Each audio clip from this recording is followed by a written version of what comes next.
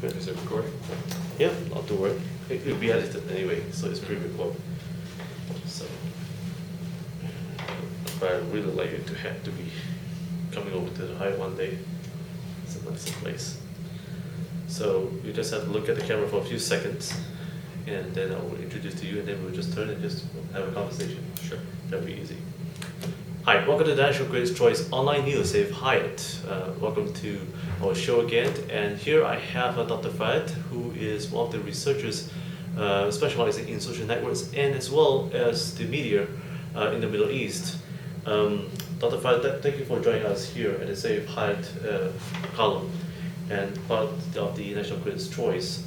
I came to understand that there's a lot going on right now today in the 21st century with all the social networks and the media, especially in the Middle East, has been changing very rapidly, and they have become a major influence.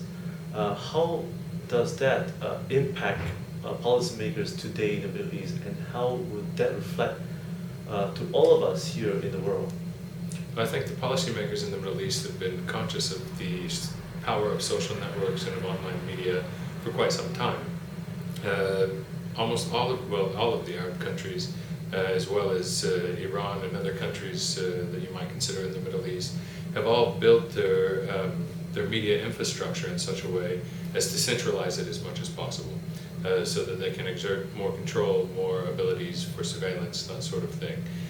So we see this in the case, if we talk about the recent countries that underwent revolutions or uprisings.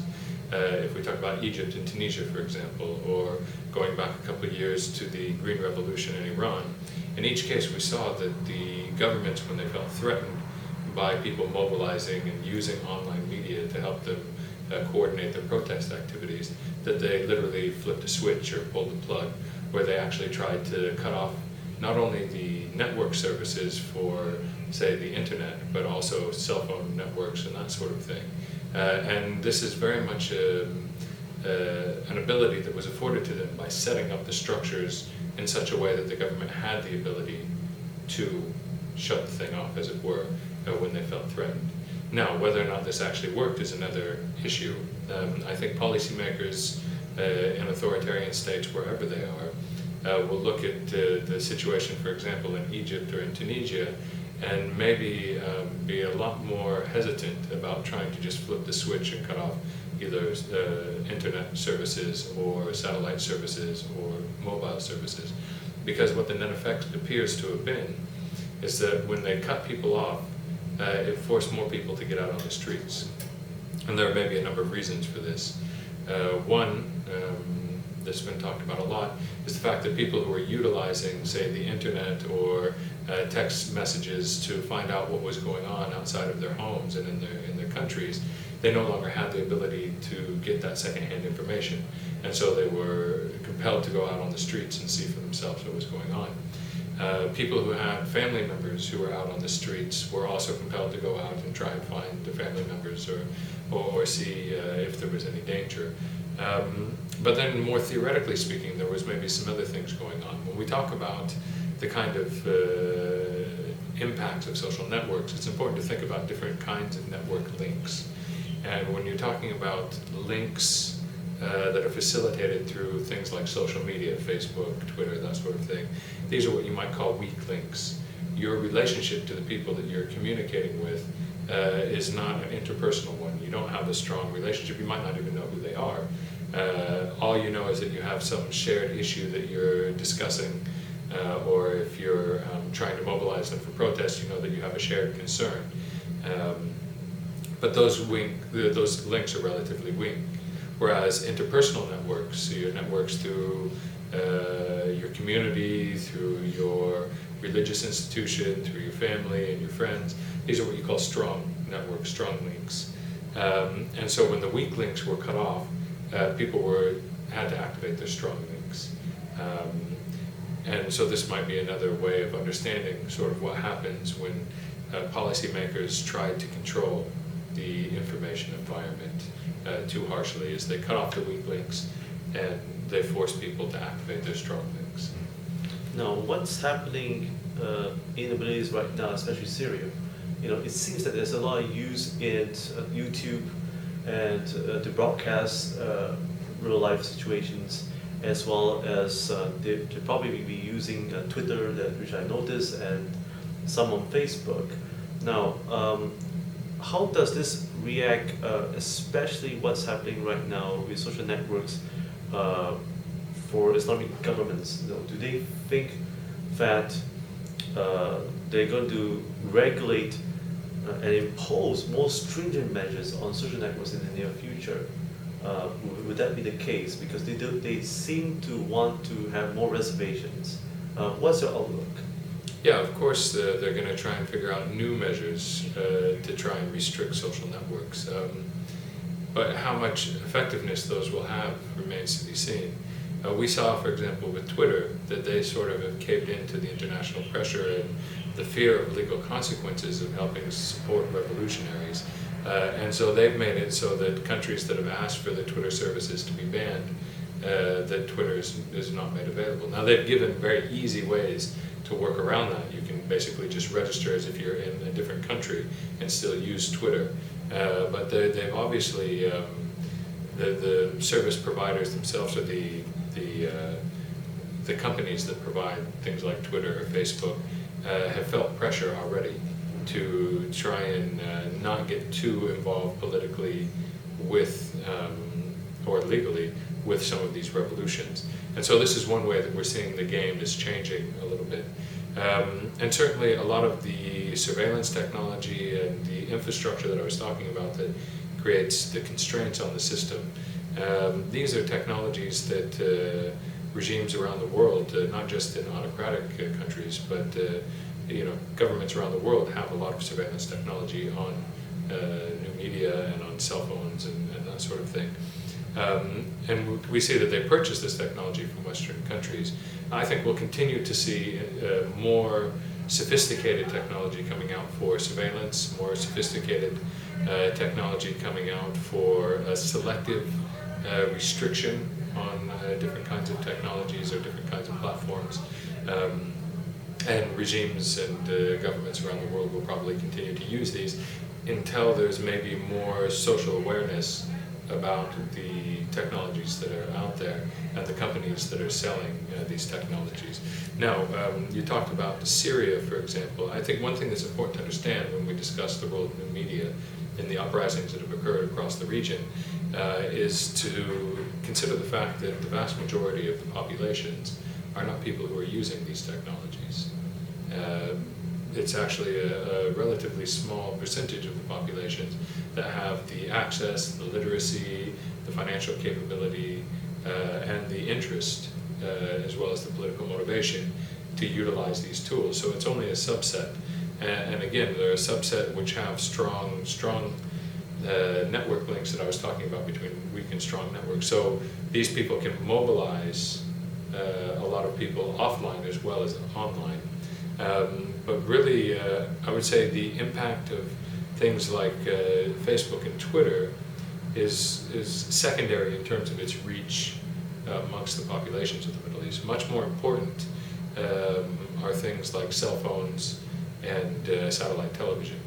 And satellite television is important because people can get satellite access relatively cheap or even free illegally. They don't need to have the sort of technical competence to be able to utilize the technology. You literally turn on your television and you can see satellite. You don't have the language barriers that you do with a lot of stuff that's in, say, English, for example, online. And so satellite television has all of those advantages, as well as television stories are packaged in particular narratives. They have a compelling imagery that goes along with them. So they're a force to be reckoned with. Now with cell phones, what's important there is the technology has become very cheap, and they've put cameras and videos in the hands of very many people, even people without a lot of money. And that means that they're literally the eyes of citizens everywhere. And so in a place like Syria, where foreign journalists have a very hard time getting in, they're relying a lot more on citizen journalism and people using their cell phones, for example, to capture events and then to have those uploaded online and show the world what's going on. What lessons do you think the policymakers are learning from this? Do you think that policymakers and regulators are going to, for some foreseeable future, that they're going to regulate such content that will be uploaded on mobile phones and other applications from this experience? Well, they've certainly learned, one, that you can't do an all or nothing approach. You can't take the benefits that come from introducing technologies to society and then shut it off whenever you feel threatened. That obviously hasn't been working. So they're going to come up, as I mentioned, with more sophisticated mechanisms, and those mechanisms will largely be facilitated by technologies coming out of Western countries that allow them to better survey what's going on and try and stop things before they happen, to maybe allow or block selective types of services. My guess is surveillance is probably the most likely area where they're going to be devoting a lot of effort, and they won't just be relying on technology for surveillance. Obviously, surveillance also requires a human hand, or a human mind, you might say, to try and understand the significance of things. People, for example, if we use Sina Weibo in China, when they've had issues with particular topics, the government has banned particular words from being used, and the technology will spot when people are using these words, and that information will be made available to whoever is doing the surveillance. But citizens have found lots of ways of talking around a subject without actually using a specific term, like the Jasmine Revolution, for example. And so they're able to circumvent the technological surveillance, which is why you need more human surveillance as well, looking at these things to try and identify potential threats to security. And so I imagine a lot of governments in the future who are concerned about the role that social media plays, or that cell phone technology plays in mobilizing resistance, I imagine that they'll increasingly be relying on both technology and on individuals to monitor what's going on, to try and stop things before they get out of control. Because once these networks are activated, once people have mobilized online, they've realized that they share grievances, and they begin taking to the streets, there's only so much that you can do with technology to stop things from happening. I mean, once it's become a real social movement, you can try all you want to cut off people's access to information, but that's not necessarily going to stop the physical mobilization that's happened. And so I think that that's what regimes are looking at now, is how do you stop it before it gets to that point? Because once it gets to that point, there's very limited things you can do to, technologically speaking, to stop it from going on. And what's the future for between the competition between social and print media, especially the state-run media? Now that there's a lot of talk that the new media itself is going to play a very major role, and probably even replaced the conventional media that is what we have today, like print and TV. Now we're going to digital and online. How does that affect policymakers, for one thing, as well as the public sector, the private sector, that is? Do they see that there's something that they're going to be able to profit from it, at the same time gain political will? And do you think that there'll be larger acceptance in the society that the social media will probably be the medium of the future? So I think what we're already seeing is an idea called media convergence. It's not a matter of there's a limited amount of space for media within the world, and that if this media becomes stronger, there's no place for this other media anymore. So to say that online and digital media are going to replace any kind of print media, that was similar to debates people had about television replacing books at one point. Just because you have one doesn't mean there's not a place for the other.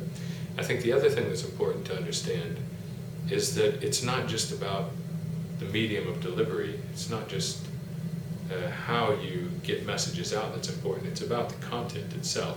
And when it comes to journalism, especially the journalism that's practiced in newspapers and news magazines, the caliber and the quality of that kind of content far exceeds the general thing you find in citizen media, where people don't have the same kind of training, they don't have the same kind of ethics, they don't have the same kind of systems in place to make sure that the content they're providing is correct or relevant. So I think there'll always be a place for good journalism. How that journalism is delivered, whether it's through blogs or online sources, or whether it's through print media or through television, that's more secondary to the actual content that's being delivered. So that's one thing. I think another thing that's important to keep in mind is that just because more information is available doesn't mean that the information is good. Not just a matter of citizens versus journalists, but we reach a point where it almost feels like oversaturation of messages.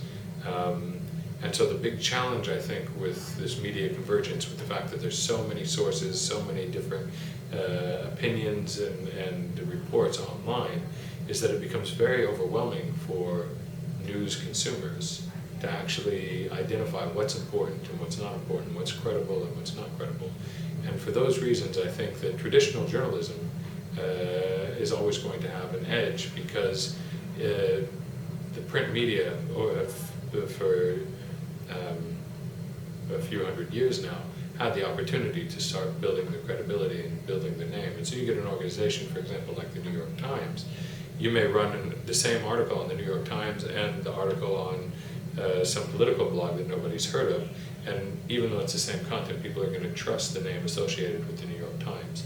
And so those organizations that have a long history of print journalism, I don't think are going to die. I think they're going to be able to capitalize on the reputation and the quality, and increasingly provide services that are online, which has a lot of advantages in terms of the time to get information out, the ability to reach more people, the ability for people to customize the content that they receive. And so I don't see print journalism dying, and I don't see journalism itself dying. I think there'll be a place for both. There's one question that may ask right now, even for the Middle East right now.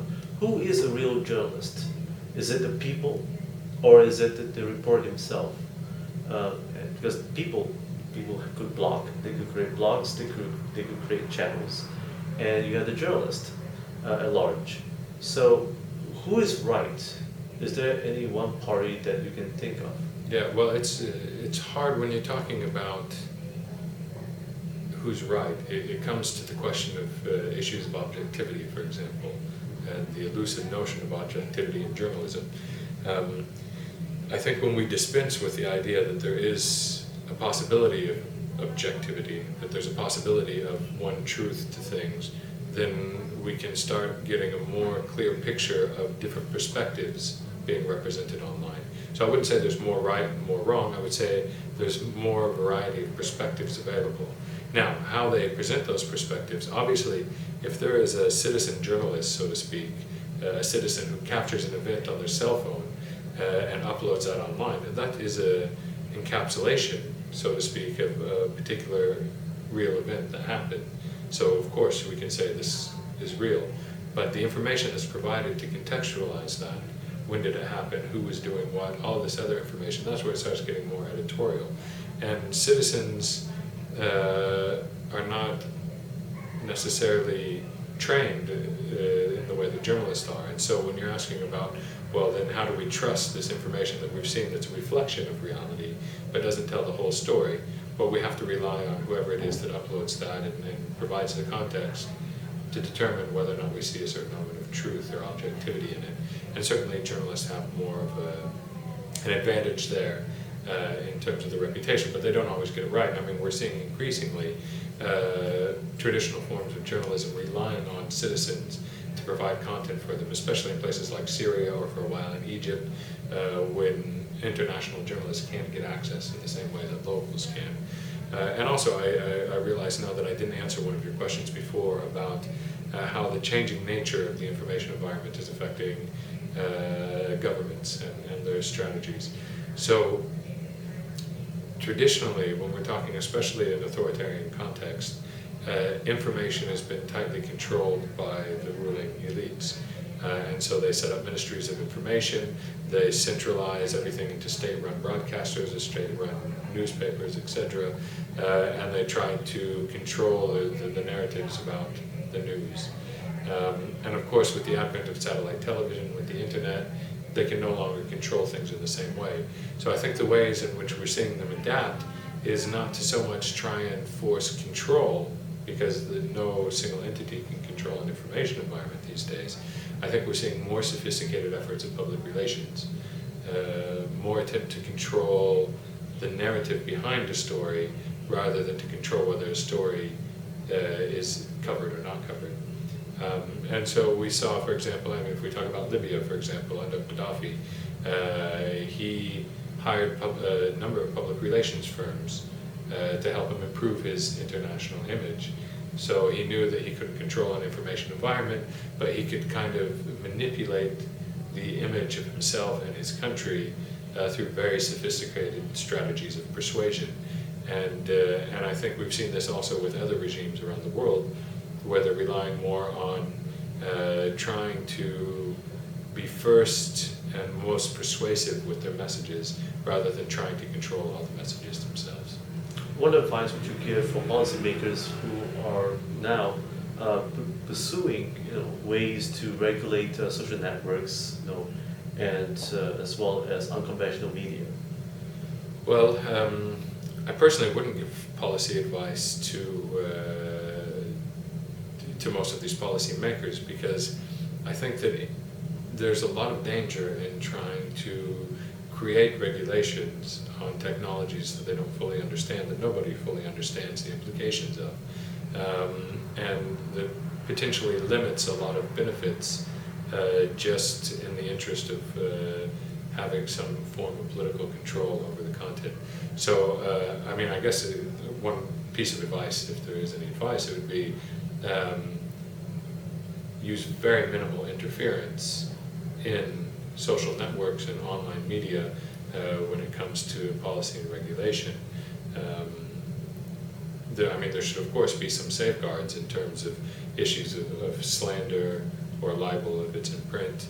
There should be safeguards against hate speech and that sort of thing, but it should be relatively minimal. I don't think there's a lot of value, for example, in blocking Facebook just because you might see it as having some negative political ramifications, because all of the other positive ramifications that can come through having something like Facebook should outweigh these political implications.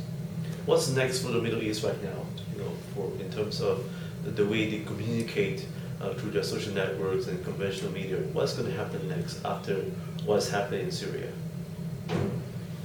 Well, it's hard to talk about the Middle East as a whole entity. Each country has a different set of social and economic factors, different levels of media penetration, different media environments in general, different histories, so it's hard to say anything broadly speaking about the Middle East.